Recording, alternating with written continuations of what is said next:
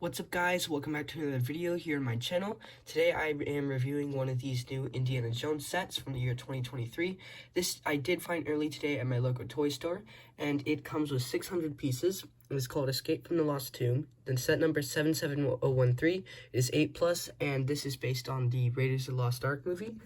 You get 4 minifigures, which are Marion, Indiana Jones, Salah, and the Mummy. So these two figures we've gotten before in 2008, but Salah is an all-new character, and the Mummy is just a mummy. This set looks pretty cool, and it will retail for $40 in the United States. It is, of course, a remake of the original set from 2008. Here on the back, you can see some of the play features. And without further ado, let's get straight into this build.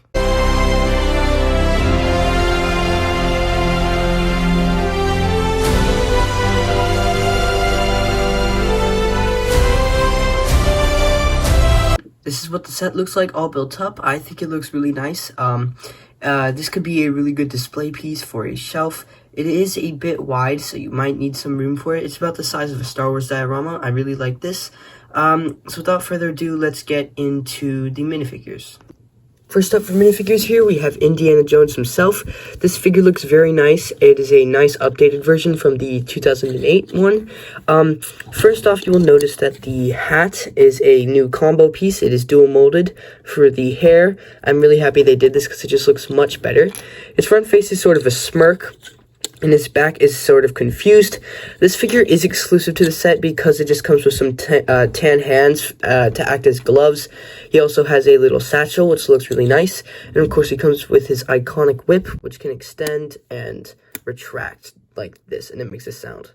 This is what the back looks like, and he has a belt and a little gun holder. Next here is Salah. He has just some nice tan pants with no prints. I feel like this could have been better, but it looks fine. So his head is sort of like the bandage piece, which has been used in Lego City in the past, but it works really nice for him. I believe, he does not have a back face, but his front face is smiling, and he has like a beard. Looks really nice. And his torso, this is what the back looks like with some stripes. I really like this orange here. It makes the character feel like much better. So that is Salah. The third figure that you get in the set is Marianne. She looks very nice, and her accessory is just a torch. Her leg printing is very nice to show kind of her ripped away skirt, exposing her legs. I really like this dual molding. Always looks really good on figures like this. And then she has just some bare arms. So she has this nice long black hair piece, and behind that you can see some more of the printing, which shows her back. Her back face is sort of a smirk, and the front one is a scared expression. On the front of her torso, you can see more of her dress printing. So that is Marianne.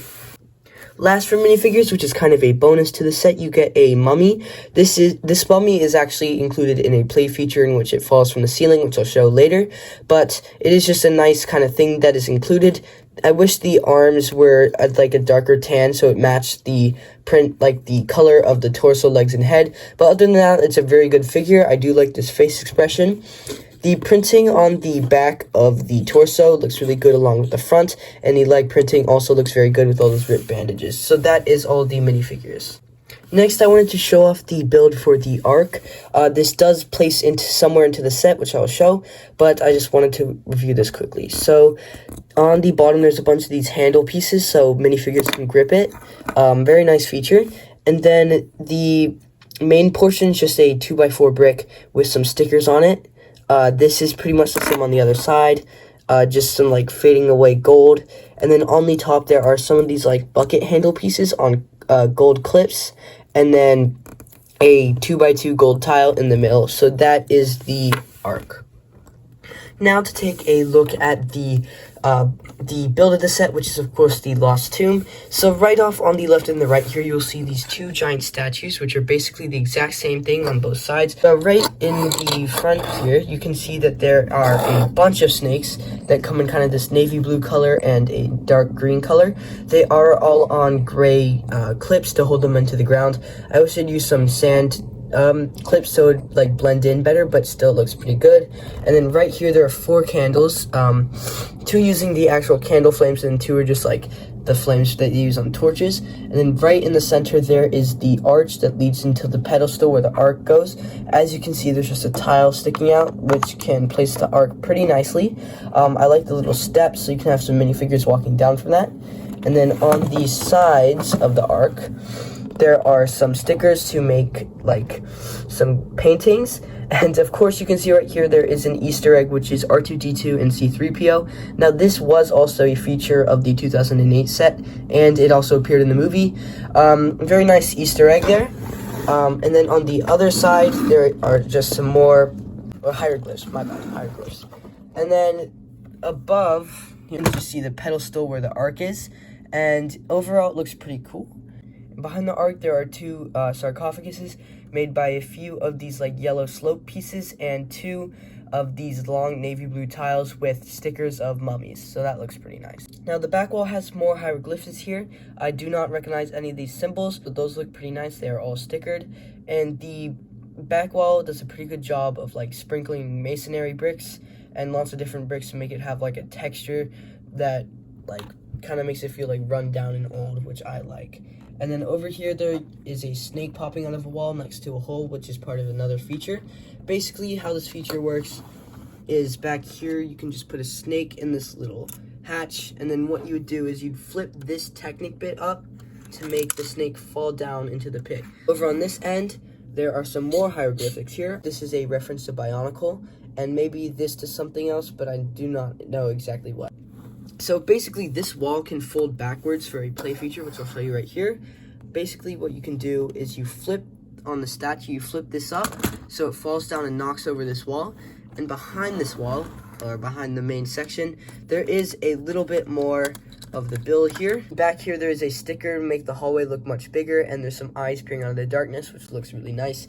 But the rest of it doesn't look too good. It's just some of the Technic features and a bunch of holes. Now, the feature for this back area is that you actually take the mummy minifigure you get, and you hook it onto the ceiling, and basically when you pull this out, the whole ceiling will fall, and the mummy will sort of jump scare you here. It's basically just on by one of these snot bricks. It looks pretty cool, and then you can just reload it by pulling it back. It's not wanting to cooperate right now. Oh my god. Oh my. Moving on to the statues here. They're both on pretty much identical pedestals. This one has a little snake popping out of it, and then this one is slightly different where, you know, it is you can flip it back to knock down that wall.